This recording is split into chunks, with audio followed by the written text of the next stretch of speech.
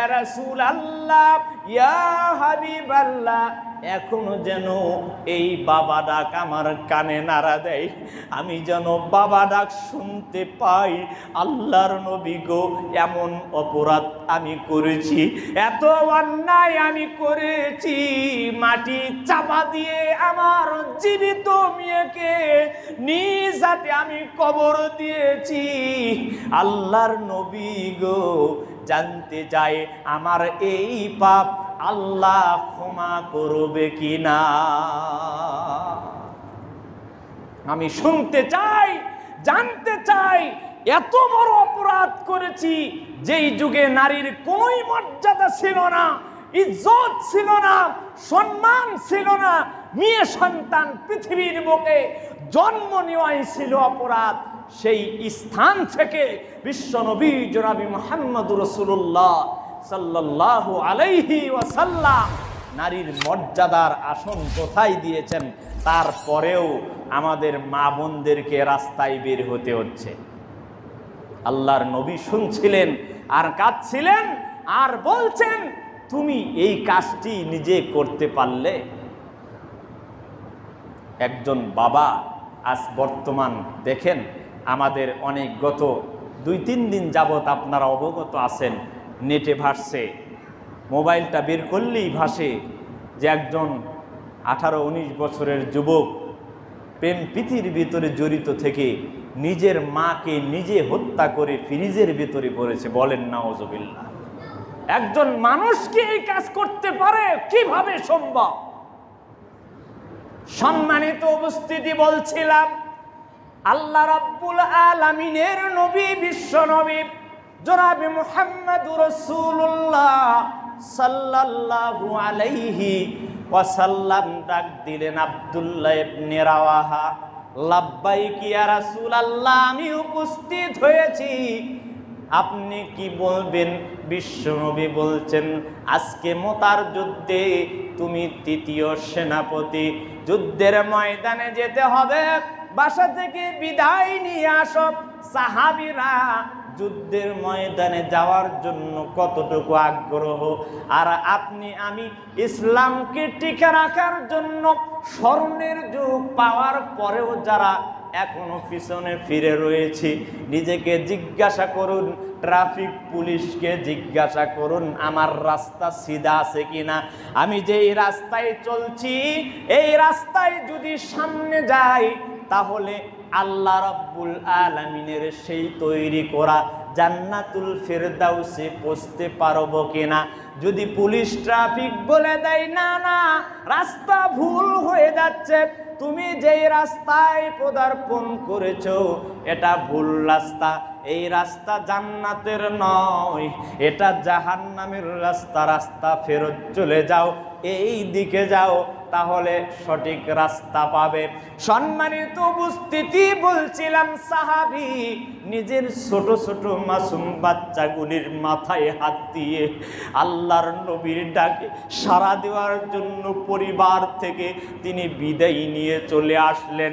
বলছেন, বিবি চিরদিনের জন্য বিদায় দাও, বিশ্ব নবী মুতার যুদ্ধে আমাকে সেনাপতি নিযুক্ত করেছেন, আর ফেরার সুযোগ নাই।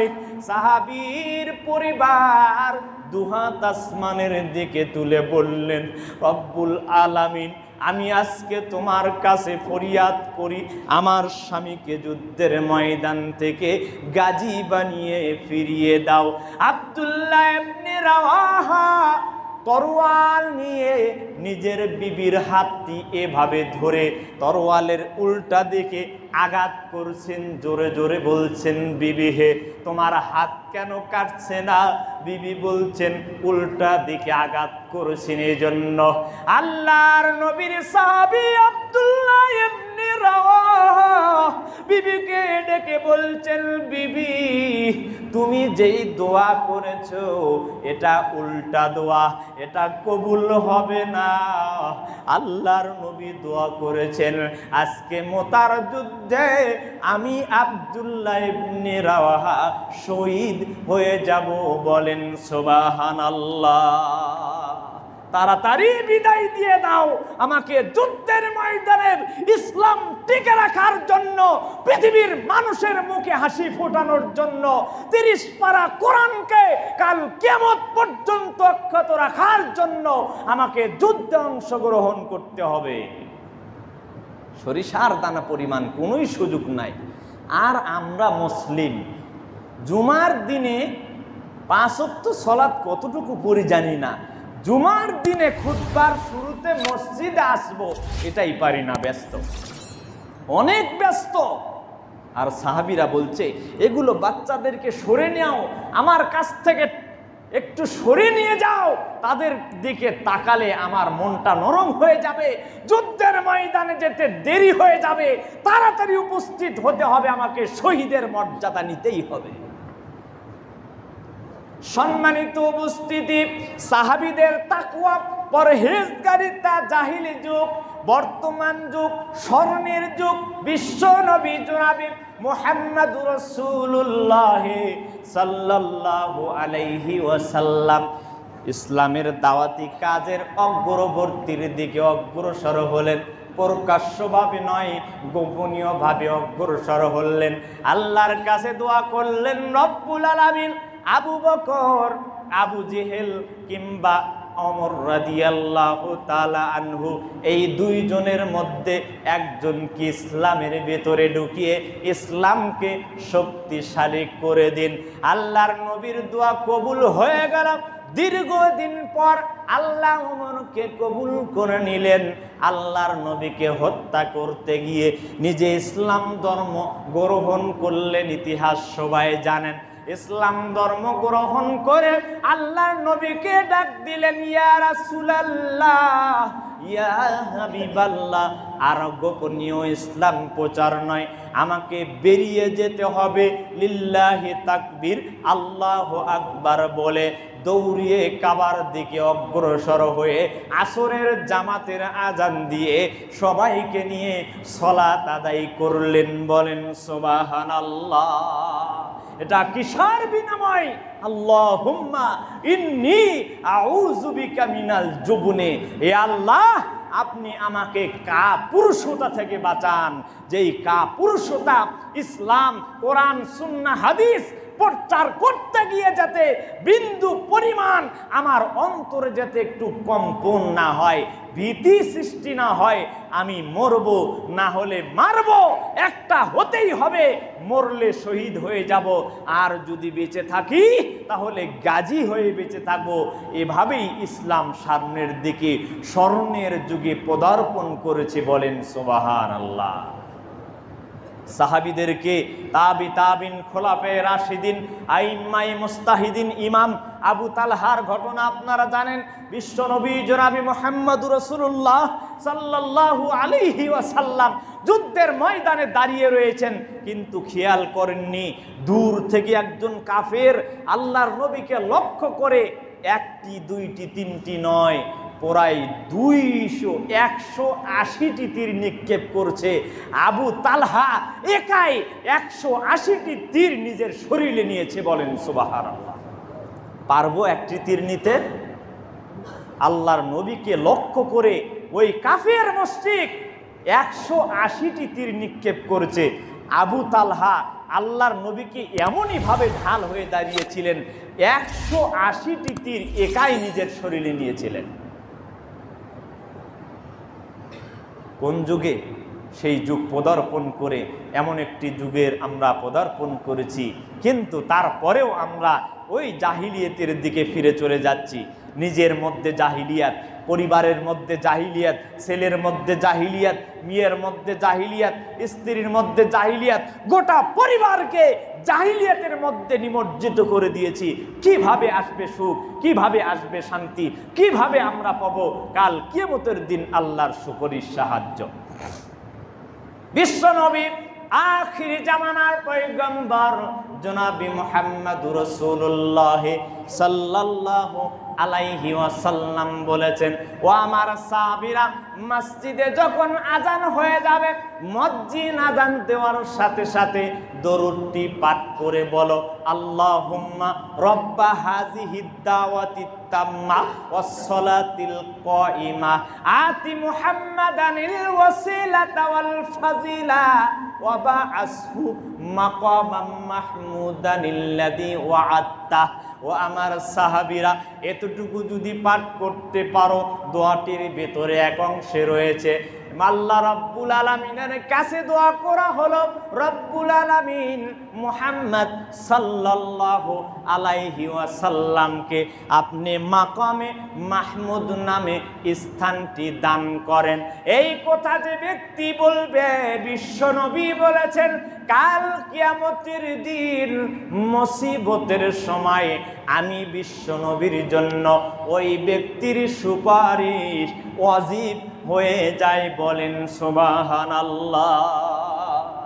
আজকে বুকে হাত দিয়ে আপনি নিজেকে জিজ্ঞাসা করুন, মসজিদে যখন আজান হয়েছে, আজানের পরে কয়জন ব্যক্তি, আজকে যদি বলি হাত উঠান, যে কয়জন ব্যক্তি বলতে পেরেছেন আজানের এই দোয়াটুকু? কোন যুগে চলে গিয়েছি? নিজেকে জিজ্ঞাসা করুন। আজানের পরের যে দোয়াটি অনেকে পারি না, শিখছেই না। নিজের জীবনে কি করব, কোন স্থানে যে আমাদের জায়গা আল্লাহ সুবহানাহু ওয়া তাআলা দিবেন, এটা নিজেই জানি না। কিভাবে পাবো আল্লাহর সুপারিশ, কিভাবে পাবো বিশ্ব নবীর সুপারিশ, কিভাবে আমরা ওই যুগ থেকে ফিরে আসব স্মরণের যুগ, যেই যুগে আল্লাহ সুবহানাহু ওয়া তাআলা এত সম্মান, এত ইজ্জত, এত মর্যাদা দিয়ে পৃথিবীর মানুষদেরকে, শুধু তাই নয়, দুই একটি মর্যাদার কথা বলি। আলহামদুলিল্লাহ, আপনাদের মসজিদের সম্মানিত ইমাম সাহেব মাসুদুর রহমান ভাই কোরআনের হাফেজ। আজকে গতকাল আমার এক বন্ধু বলতেছে যে ভাইজান এত সুন্দর এই কোরআনের হাফেজ, তাকে যেখান থেকে কোরআনের আয়াত বলি যে এই আয়াতটা কোথায় আছে, সাথে সাথে বলে দেয়। বলেন আলহামদুলিল্লাহ। দেখেন, বিশ্ব নবী জনাবি মুহাম্মদ রাসূলুল্লাহ সাল্লাল্লাহু আলাইহি ওয়াসাল্লাম বলেছেন, পৃথিবীতে কোনো পিতা যদি তার সন্তানকে কোরআনের হাফেজ করে পৃথিবীর বুক থেকে মৃত্যুবরণ করতে পারে, কাল কিয়ামতের দিন ওই ব্যক্তির মাথায় একটি তাজ পরিধান করে দেওয়া হবে, একটি টুপি পরিধান করে দেওয়া হবে। খায়রুম মিনাদ দুনিয়া ওয়া মা ফিহা, গোটা পৃথিবী এবং পৃথিবীর মধ্যে যা কিছু আছে সবই যদি বিক্রি করে দেওয়া হয়, এই হাফেজে কোরআনের পিতার মাথার মুকুটের দাম হবে না। বলেন সুবহানাল্লাহ। তাহলে এই মর্যাদা কে দিয়েছেন? এই সম্মান কে দিয়েছেন? এই ইজ্জত কে দিয়েছেন? এমন একটি জামানা ছিল, এমন একটি যুগ ছিল, যেই যুগে পৃথিবীর মানুষের কোনো মূল্য ছিল না। হানাহানি, কাটাকাটি মানুষের মধ্যে লিপ্ত এমন একটি পর্যায় থেকে আল্লাহ সুবহানাহু ওয়া তাআলা আপনার আমার নবী, বিশ্ব নবী জনাবি মুহাম্মদ রাসূলুল্লাহ সাল্লাল্লাহু আলাইহি ওয়াসাল্লামের সততার মাধ্যমে আমাদেরকে এমন একটি জায়গায় নিয়ে আসলেন। সেই জায়গায় যদি আমরা নিজের জীবনে আঁকড়ে ধরে না রাখতে পারি, ধরে রাখতে না পারি, এরকম ইতিহাস বললে সারা জীবন বলা যাবে, কিন্তু পরিবর্তন কি এনেছি এটার দিকে আমাদেরকে ধাবিত করতে হবে। গত মাসে মনে হয় বলেছিলাম, নাকি মনে নাই আমার, যে 24টি ঘন্টার ভেতরে আমরা 10টি মিনিট সময় কোরআনুল কারীম পড়ার জন্য, কোরআনুল কারীম শোনার জন্য, তেলাওয়াতের জন্য আমরা সময় দিব ইনশাল্লাহ।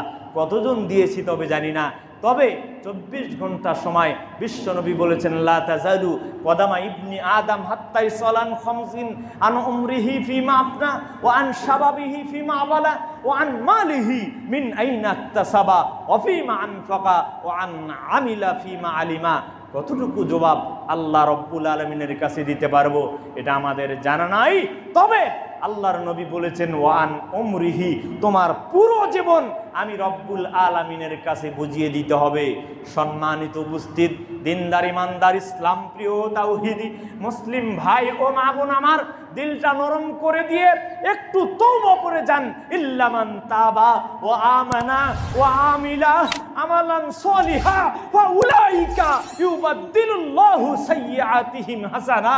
ও আমার সাহাবীরা ও আমার সাথী সঙ্গীরা, ও আমার বন্ধু বান্ধবরা, শুনে রাখো, যারা আল্লাহ রব্বুল আলামিনের কাছে তওবা করবে, ইস্তেগফার করবে, জীবনে সালাত আদায় করিনি, সিয়াম পালন করিনি, দান সদকা করিনি, আজকে মসজিদের কাজ হচ্ছে, এখান থেকে আমি দূরে সরে গিয়েছি, 1000 টাকা 5000 টাকা গ্রিল, ইট, সিমেন্ট এবং টাইলস, একটি টাইলসের মূল্য 500 টাকা, একটি টাইলসের মূল্য 50 টাকা দিয়ে আমি শরীক হতে পারিনি, অথচ আমার ব্যাংকে টাকা, আমার বাড়িতে টাকা, আমার গাড়িতে টাকা, আমার অমুক জায়গায় টাকা, বিছানায় টাকা, 24 ঘন্টা আমি টাকা নিয়ে লেনদেন করছি, কিন্তু দ্বীনি কাজ, মসজিদের কাজ, মাদ্রাসার কাজ, এতিমখানার কাজে আমি হতভাগা কপাল পরা একটি টাকা দিয়ে শরীক হতে পারিনি।